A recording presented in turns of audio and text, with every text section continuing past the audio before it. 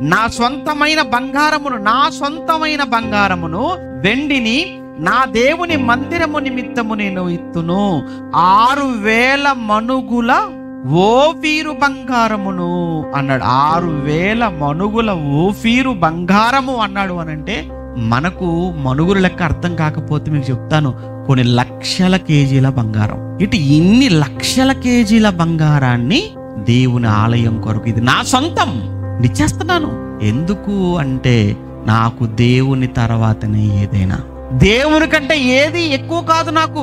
దేవుని కంటే నా ఆస్తి ఎక్కువ కాదు. దేవుని కంటే నాకు బంగారం ఎక్కువ కాదు. దేవుని కంటే నాకు ధనం ఎక్కువ కాదు. దేవుని కంటే నా సింహాసనం ఎక్కువ కాదు. దేవుని కంటే నాకు అధికారం ఎక్కువ కాదు. దేవుని కంటే ఏది ఎక్కువ కాదు. అవసరమైతే నా ప్రాణమైన నా దేవుని కోసం నేను పెడతాను అన్నప్పుడు దేవునికి ఎలా ఉండాలి చెప్పండి? అప్పుడు దావీదు లాంటి వాడు కావాలరా నాకు.